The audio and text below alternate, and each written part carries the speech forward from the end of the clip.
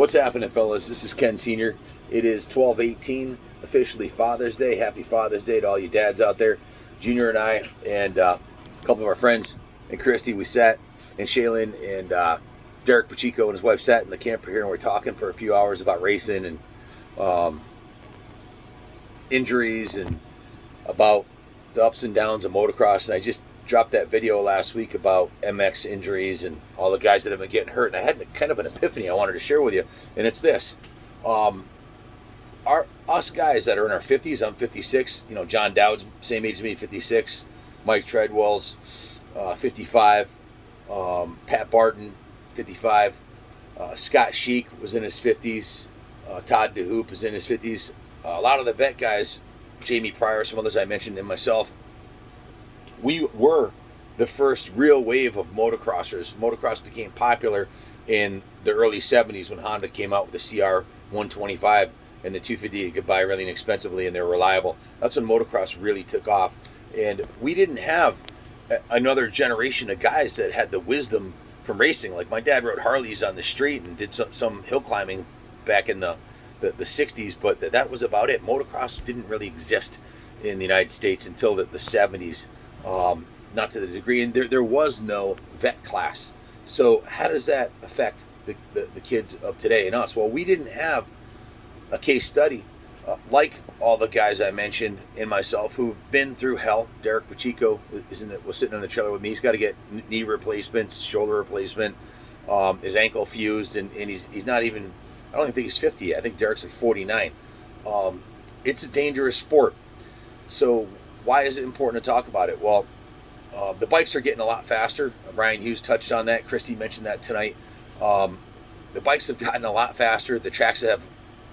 The motocross used to be natural terrain, guys. There wasn't Evel Knievel 150-foot jumps anywhere on any track in the 70s. The bikes weren't capable of it. The bikes of it are capable today. And here at Unadilla, if you don't... The novice class, the C riders, every one of them is hitting the skyhook, okay? It's a 100-foot tabletop that you drop 4 stories out of the sky. There's multiple step-ups here. Braking bumps, the track is hard packed, and they water it. I don't know if you've ever ridden on a hard packed track that's watered. It's like riding on ice. That's how I injured my shoulder here at Unadilla 2 weeks ago. Coming down the sky hook, they overwatered it going into that corner, and it was like ice. The bike slipped out underneath me. I saw it happen to Ethan's brother, Jacob Pacheco, on the step up here by the bridge today. Third gear tap, the bike just ghosted him. They had watered the face of it, and it was hard packed like cement. When you put water on hard pack, it turns into ice, and his bike just shot out from underneath him. He's lucky he walked away, but it broke his handlebars off. But back to the moral of the story is, we didn't have a case study of the wisdom of an older generation that had screwed themselves up completely like we have. All the injuries we have. Yeah, we've had a lot of fun. Yeah, I would still do it again, but maybe there's a little bit of wisdom we can gain from this. The next generation will gain from it. I'm not sure exactly what it's going to be, other than don't ride faster than your angels can fly, and back it down a little bit. Live to fight another day. And let's face it, there's maybe 20 guys tops in the country that are making money racing motocross, and none of these 1,500 kids here at Unadilla are one of them. In fact, their parents are paying big money for it. It costs us $200 just for Christy and I to get in the door, let alone the entry fees for the bike and the parts and everything else. It's a very expensive sport. So we're paying to do this. Don't get hurt. Ride within your means. And track owners, stop over watering the tracks. You're putting these kids in danger. I don't know. God bless the kid who got taken out of here in a Lifestar rig today. But some kid was seriously injured, and they flew him out of here. I don't know the circumstances of what happened. I know my injury was from an overwatered track. I saw Ethan crash because it was overwatered. Not just here, but a lot of places do it. You gotta be careful. You can't go out and create an ice skating rink and then send 50 testosterone and adrenaline jacked up teenagers out there and expect them not to crash and get hurt, or a bunch of 50-year-old guys who think like they're 18 when the gate drops, but their bodies can't handle the abuse and they go down. So keep the track safe. It's all right to have big jumps. Maybe level off the peaks so that if you case it, you don't end up in a wheelchair. Make the jump safer. A lot of the jumps at Unadilla here are safe. There are if you case it, they're tabletops or whatever. So I do like this track. It's a lot more natural terrain. But some of the tracks, like, I'm probably gonna piss some guys off, but Central Village is all man-made jumps and the triple. And if you case that triple, you're absolutely effed. If you come up short, I broke my back at Central in 2017. So I'm speaking from experience. All right. So keep the track safe, and kids, realize there's a price to pay if you ride at 10/10 on the ragged edge. Practice, get better and better, but back it down to 9/10. Race the track. Race your bike in the track. Don't race ahead of you to the guy ahead of you, and don't race the guy behind you. I mean, you have to, they're there, but don't ride over your head to beat the guy in front of you or keep the guy behind you. A lot of times you see it happen in races where guys will overextend themselves and end up crashing. Saw it today more than once, and I did it myself a few weeks ago. So don't overextend yourself to ride at the level of the guy in front of you. You're not going to get that extra speed on race day. The speed comes from practice during the week and the sacrifice you make in training, dieting, and everything else. So be safe. Junior crashed today, and my shoulder's totally effed up. I don't know. I told you guys that I can barely lift this arm right here. I can barely lift it, and I'm gonna have to get a MRI. So that's kind of inspiring, these conversations that I've had, and hopefully that somebody can relate. But like I said, there was no vet class when I was in 1980. When I was 15 years old, the vet class was 30 plus. There were no guys riding motocross that were in their 50s and 60s and 70s back then, because they didn't exist yet. They do now. We're them. We are those guys, and a lot of us got severely injured, and some of them have died.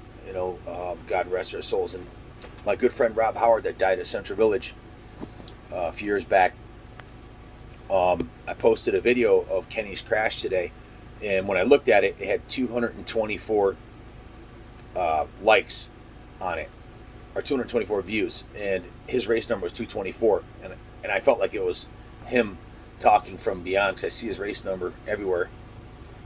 I don't know if you've had that experience yourself before. So Kenny crashed battling for third, went back to ninth qualified, but he got all excited and he wanted to beat the guy in front of him, and looked like he was riding on his back fender coming down the downhill, and then they didn't come out of the sky hook. So I was like in panic mode. If you watch the video, I was like, oh shit. I hope he's okay. It's the last thing any guy wants is to see his son get hurt. So he comes back over about 30 seconds later, bars bent, one of my hand guards, because he took him off of my bike, broken off, his new Higgy pipe dented, handlebars bent,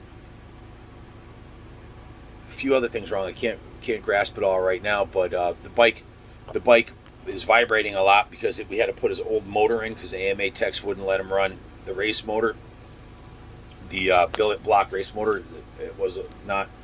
AMA has a rule, you got to have the original factory blocks. Well, the bike's in '89. Honda hasn't made a set of cases for that thing in years, okay? So you have to use aftermarket cases when you crack a case. So we used his old motor, and it runs like pretty good, but it vibrates really bad, and he had a false neutral between third and fourth. The carburetor, the air fuel screw backed out yesterday. Now he's got a kinked throttle cable. A couple of the grips, the handlebar grips are loose. Throttle cable's kinked. The throttle housing's a little jacked up, and it's got a bunch of issues. So I asked him, can we pack up and just go home? I don't want you racing tomorrow. He ended up crashing and had to go to the last chance or consolation race. They took the top 9 guys. He got an 8th, so he could race tomorrow. But his bike's jacked up. We don't have the parts to fix it. It's got a shitty motor in it, and he's mathematically pretty much, I think, been eliminated from qualifying for Loretta's. So what would we accomplish by racing here tomorrow, other than the fun of racing, which is why we do it? But the kids are going for blood, and the track's, he's on an 89 500 that's got issues now. The bike's a beast, and it's got a bent throttle cable. So the last thing I want is Father's Day sending him out there and seeing him get hurt. So he said, what do you want to do, Pops? And I said, well, I think we should pack it up. Your bike's all screwed up.